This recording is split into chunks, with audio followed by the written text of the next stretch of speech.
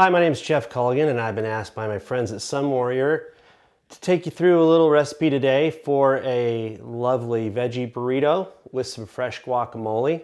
So we're going to get started first off by making the guacamole, which, like my friend George Carlin likes to say, is it's one of those foods that's just don't sound right. You know what I mean? It's like, sounds like something you yell when you're on fire. It's like guacamole. Sounds like something you can't remember the name of. It's like, where's that little guacamole I had over here? So the first thing you need to do is start off with some fresh ripe avocado.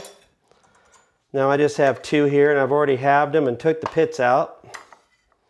But we're just going to go ahead and cut these into, some about 1/2 inch pieces.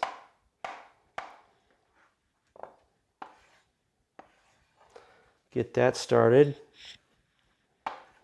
So you want them to be as ripe as you possibly can without actually being overripe or having any dark spots on them if you can. Put those in a mixing bowl.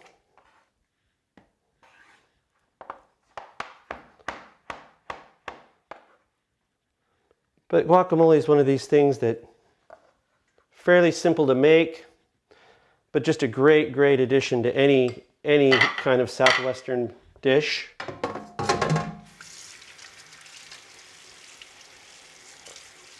That cleaned up real quick.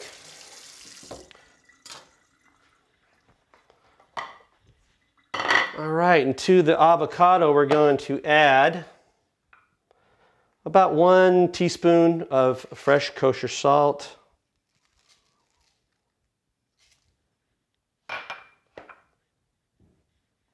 one teaspoon of cumin,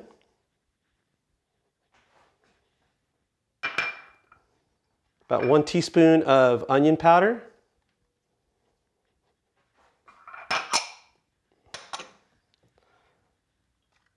I like about,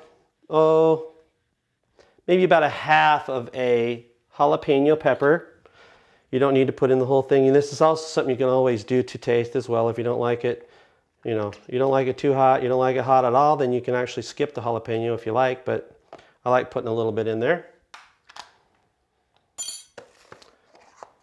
Also about another good spoonful of just fresh, finely diced onion. Now, I use white onion for this. I just prefer it. I think it's they just have a great flavor profile. But yellow onion's also fine.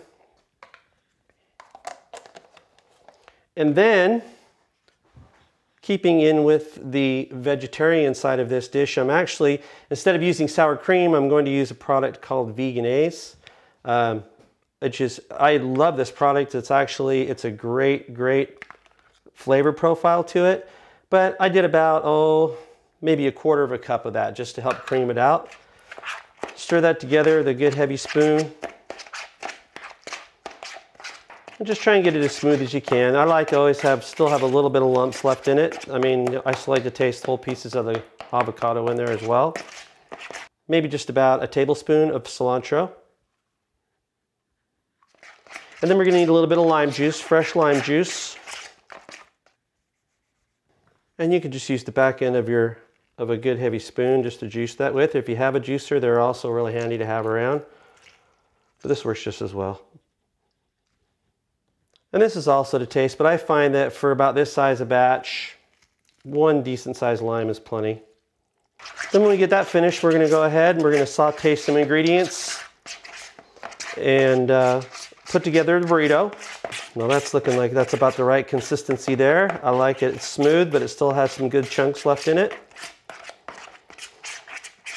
Okay, so now we get to do my favorite thing, which is the cooking part. So I'm going to take some extra virgin olive oil here to get started. About a teaspoon there. Do some cooking. We're going to do the cooking with the pot and the thing, you see. And we're cooking, boy. Start off with some diced onion.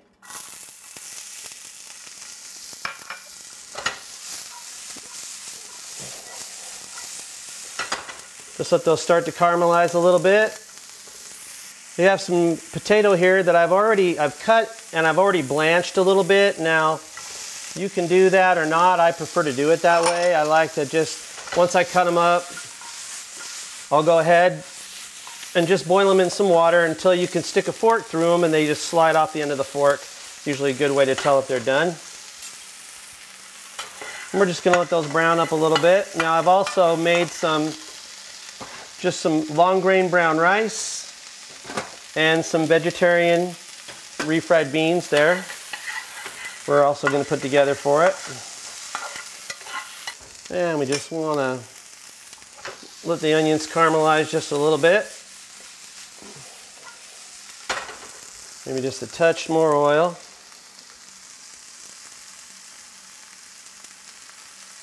Just want to get a nice brown on them.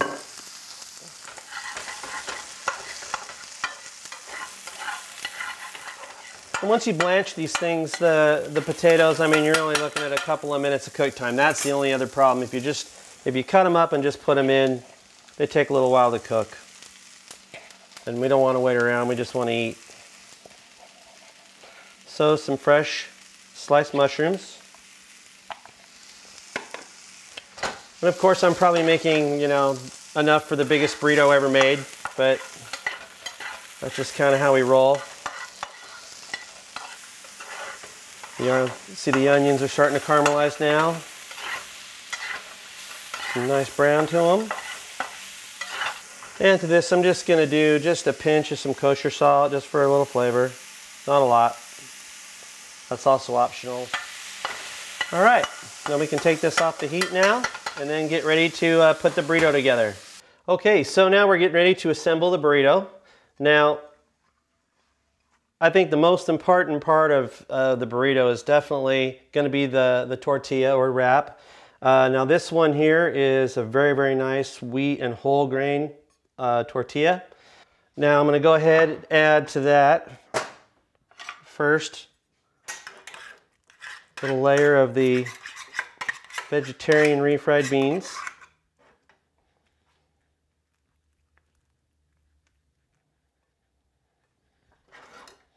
And a layer of long grain brown rice. Now you can do any kind of rice you like, but it's just a nice product.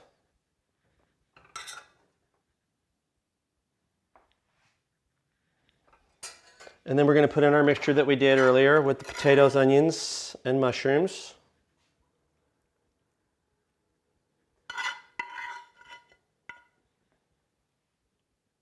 All right, and then we're going to go ahead and put some other ingredients in here. Nice pinch of some fresh diced tomatoes. I like olives as well. And some shredded lettuce. And last but not least, a nice big dab of the guacamole, baby, which makes it. Now hopefully I can fold this entire thing without it exploding, and that would be interesting, but just fold the edges in, one edge over, and then the bottom fold. Just like that. Now I also like to just do a little side of rice and beans to go along with it.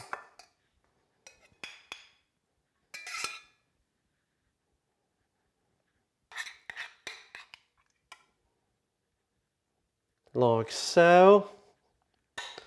And of course, it wouldn't be me if we didn't have something kind of cool and fun to garnish with. It's kind of my bag, you know. So just a little serrano pepper cut into cute little crowns. And there you have it.